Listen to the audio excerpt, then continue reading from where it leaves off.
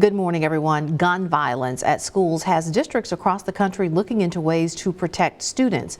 Michael George looks at a program that teaches children how to spot trouble warning signs with their peers. The class these 7th graders are taking isn't math or science. Acting immediately and taking it seriously. These students at John H. Walker Middle School in Nutley, New Jersey are learning how to spot a potential school shooter. I think it's necessary.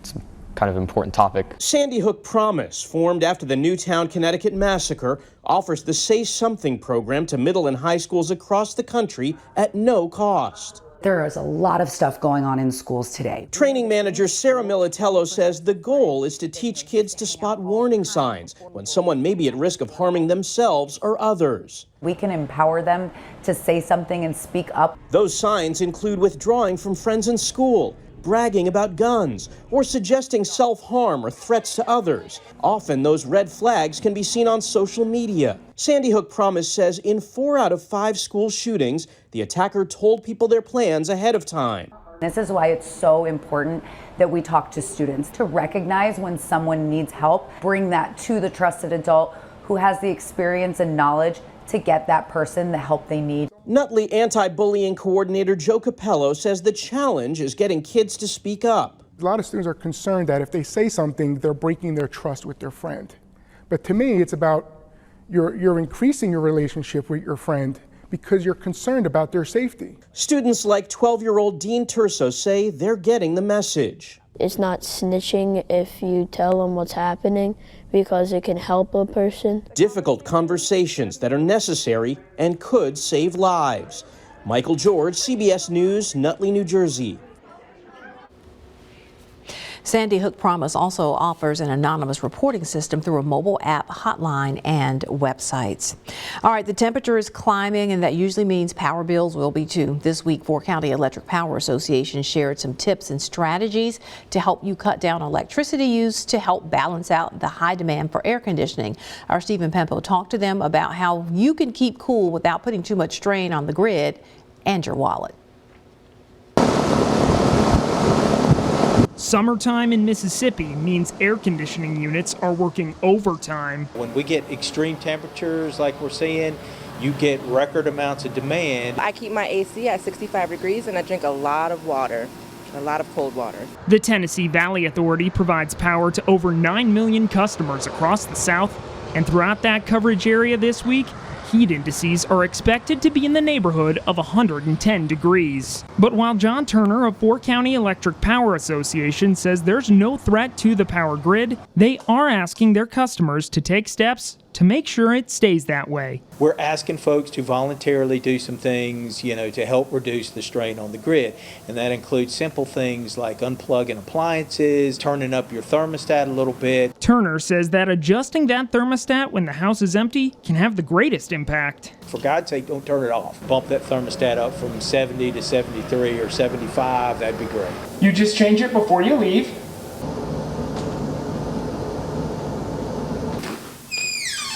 And reset it when you get back. By using a ceiling fan, you can also raise the thermostat up to 4 degrees without feeling a difference. You might think about moving your energy-intense chores, like doing laundry or cooking, to later in the evening or earlier in the morning. Turner says these energy-saving tips can also help with the strain on customers' wallets. High power demand right now could mean higher bills down the road. Because going without AC is not an option. No, it's super hot and then you go crazy. In Columbus, Stephen Pimpo, WCBI News. The Department of Energy estimates that for each degree you raise your thermostat above 72, you can save up to 3% on cooling expenses. You can find more energy-saving tips on our website, WCBI.com. All right, some of the tastiest summer foods may not be the healthiest, like ice cream, and I really, really love ice cream. That's why some nutritionists are offering some health hacks so you can still enjoy your summertime favorites and beat the heat. If you're like me, you are not giving up your ice cream this summer. I don't care how unhealthy it seems to be. So that's why some nutritionists we spoke with today are offering some health hacks so you can still enjoy your summertime favorites and beat the heat.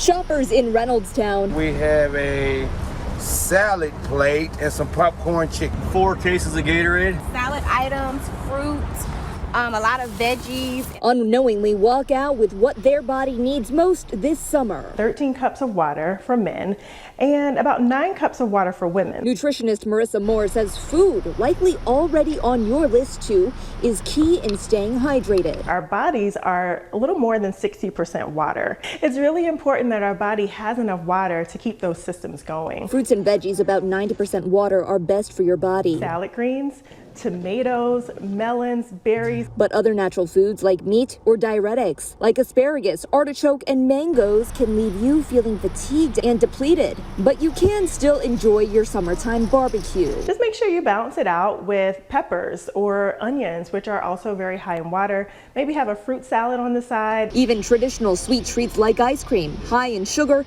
and often considered unhealthy, won't do much damage if paired with water immediately after. Ice cream does have a little bit of salt in it, and it just kind of drives us to want to naturally drink, so don't resist that urge. Moore also addressed a myth in her industry that spicy foods might help you stay cool. As they kind of make you sweat a little bit, it'll make you cool down. I don't know if I'm gonna buy that yet. The only thing Moore says you should try to really avoid is alcohol, especially during the day. For now, reporting from Atlanta, Fulton County, Savannah Louie, CBS 46 News. When we return, a treatment for an autoimmune disease. That update is next on Mid-Morning.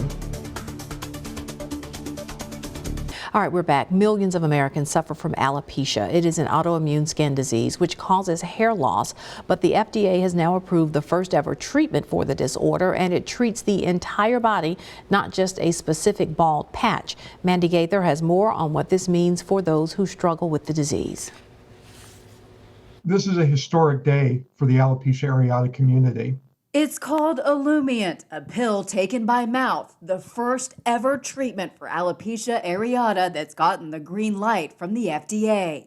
Imagine having this disease, a disease that alters your appearance practically overnight, and you've never had treatment options until now.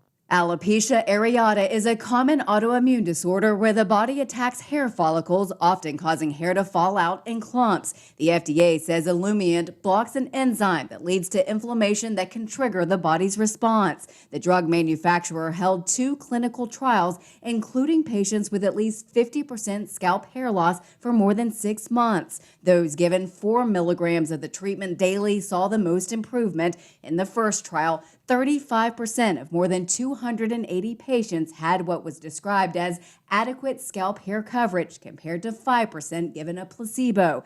In the second trial, 32% of more than 230 patients who got 4 milligrams had positive hair growth compared to 3% of the 156 patients who got a placebo. It provides choice and it provides hope for the patient community. Common side effects included an upper respiratory tract infection, acne, high cholesterol, urinary tract infection, fatigue, yeast infections, anemia, abdominal pain, shingles, and weight gain. For Health Minute, I'm Mandy Gaither. Now, the treatment comes with a boxed warning for serious infections, mortality, malignancy, major heart events, and thrombosis.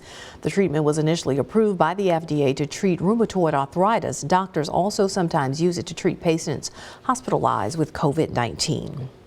The World Health Organization has scheduled an emergency meeting on the monkeypox outbreak to determine if the virus is an international health threat. The agency is also investigating exactly how the disease is spreading. Tina Cross has that story from London. The World Health Organization is exploring the possibility that monkeypox could be sexually transmitted after the virus was found in bodily fluids of several patients in Italy and Germany. There are some patients among whom have had semen tested for virus and come back positive, so that's something that we're looking at. The agency says the disease, which has infected more than 1,600 people in 35 countries, including the U.S., is transmitted through close contact. Many infections in the U.K. have been among gay and bisexual men. But James McFadzean, who contracted monkeypox, says it's important not to stigmatize certain communities. I think we need to be careful about how we label it. You know, it's not a gay disease, it's a tropical strange disease. The WHO is working with experts to come up with a new name for the virus after more than 30 international scientists complained the monkeypox label is discriminatory. The disease, which was first discovered in Africa in monkeys, causes a rash that can look like chickenpox. It's a virus that originates in wild animals like rodents and occasionally jumps to people. The global outbreak of monkeypox is clearly unusual and concerning. Europe remains the epicenter, with 85% of the world's infections. Most people recover within weeks, but in rare cases, the disease can be deadly. Tina Kraus, CBS News. The Centers for Disease Control recommends travelers protect themselves from monkeypox by wearing masks. A great idea means jobs for military spouses, no matter where they live. Mid-morning, we'll have that when we come back. The CBS series Changing the Game profiles extraordinary women who are making a difference now and for future generations. This morning, we're introducing you to a pair of Army wives turned entrepreneurs. Because the military relocates families every few years, they have struggled to find jobs. Their answer was to create their own jobs making handbags. Mark Straussman met the founders of the business that's now giving other military spouses opportunities to work. Well, it really all started because Cameron and I were military spouses. Cameron Cruz and Lisa Bradley. You have the ability to kind of sling it around your body, across your shoulder. Army wives saluted for building a Made in America success story. Their North Carolina handbag company. It matches really well. Yeah. Here's why they became entrepreneurs. Like many military spouses, they say no one would hire them. You're moving every 2 to 3 years on average, and employers see right through it. Why hire you when you're going to leave? Right.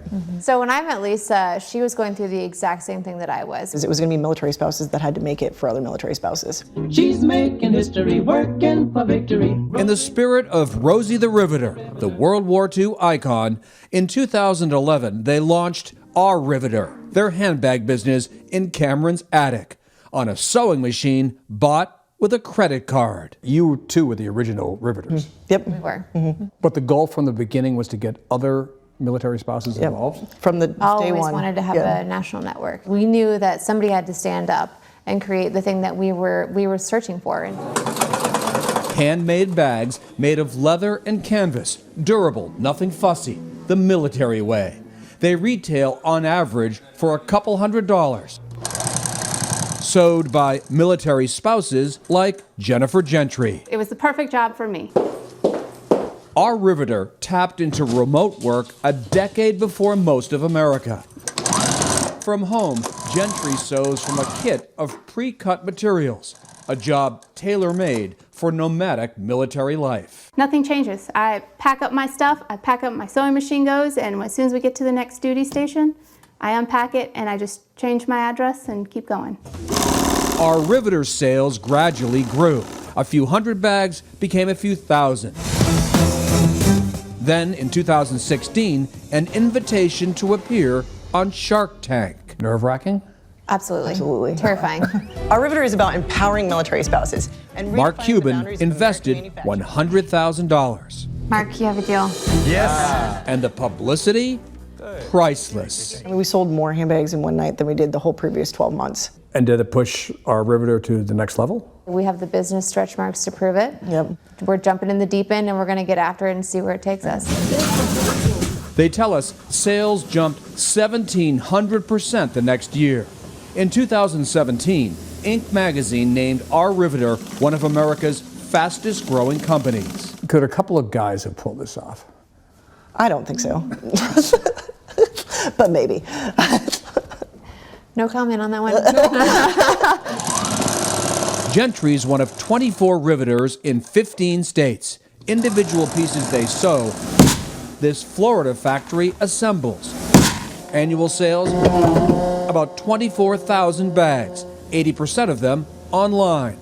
Something special, heritage bags, a bag made from a family member's uniform. So this will become this. Correct, yeah. You carry a piece of family history on your arm. Absolutely. Right? And we will make you your own custom bag out of that material full of your memories, kind of that history that typically ends up in the closet, in the back of the room.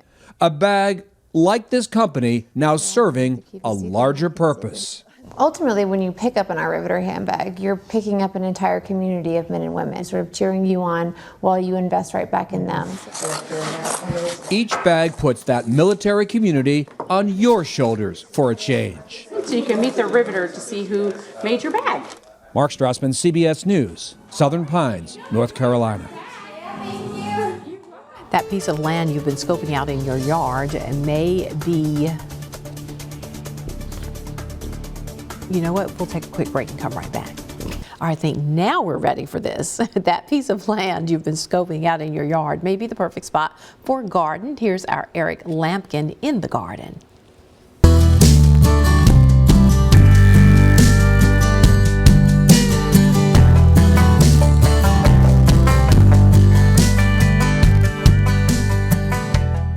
I'm Eric Lampkin. Welcome back to the garden. Today we're going to talk about one of the most important things in gardening, and like in anything dealing with real estate, land, they always say, what is it the realtors say? The three most important things are location, location, location. And gardening is no exception. You want a good location for your garden. As you can see here, I have this little channel that's running through. This is my pea patch, and it's the peas have just started coming up. They're not quite above the weeds yet, so I haven't gone in and cleaned out the weeds yet. But I have these channels running through here. Literally the day after we planted the peas, we had an overnight rainstorm, thunderstorm, and it dumped a lot of rain really quick. And my pea patch is down the slope of the hill, and the water ran in between. We figured it probably ran in between the raised beds up the hill and down through here and just cut channels through the pea patch. We thought we were going to lose a bunch of peas. Fortunately, we did not. Most of them came up. They stayed in the ground and actually have started to sprout, so that's good. And you're probably thinking, well, Eric, why did you put the pea patch at the bottom of a hill? And the answer is really kind of simple, and that is because that's where it had to go. The top of the hill, we got a nice flat spot up there. It's great. If I had my druthers, that's where the garden would be.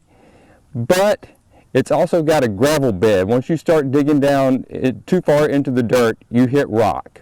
And so that's why we have raised beds up top. We've got the ground garden. The stuff in the ground is down here.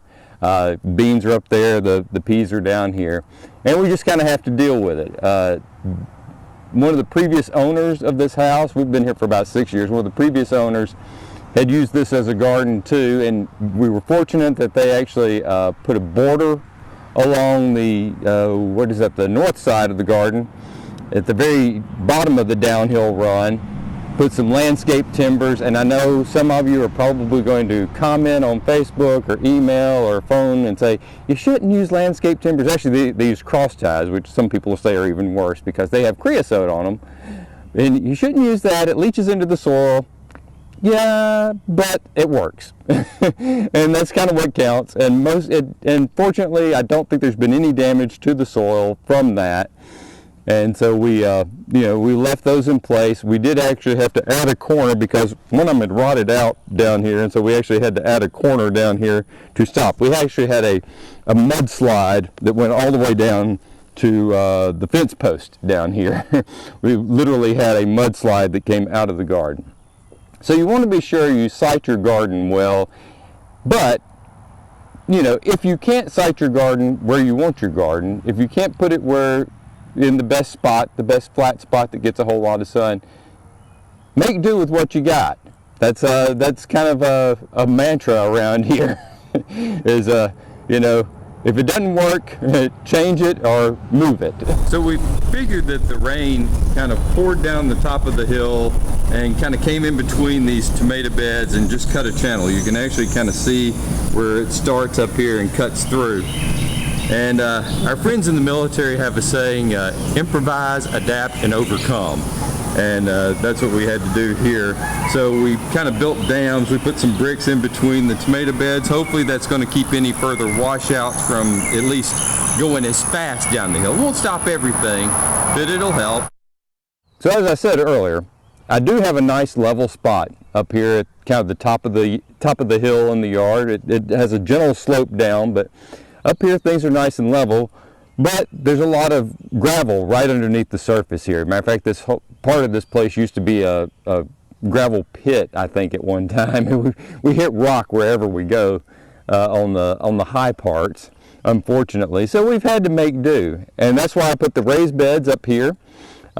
Makes things a little easier, keeps things contained. It also makes good use of the level ground that we do have. And things do pretty well in it. You know, we've got squash, we've got tomatoes, you know, we'll have cucumbers in one of the other beds. Behind me, we were able to actually get in some blueberries.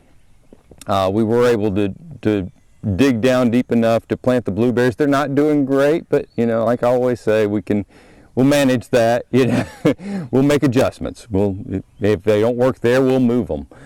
But you do want to make sure you keep location in mind whenever you can. But if you can't use the best location, find the next best location and use it. And, you know, with a little work, a little elbow grease, and maybe a little, you know, additions of maybe a retaining wall to keep the water from running all your soil out, you can make it work. It may just take a little extra time and effort. And gardening's about learning anyway. So if something doesn't work the first time, you try something new the next time. You just keep going, keep learning. And hey, if I can do this, you can do this. If he can do it, we can do it. We'll be right back to wrap things up. All right, be sure you stay connected with us. We're on Facebook, Twitter, Instagram. We'll see you back here next time.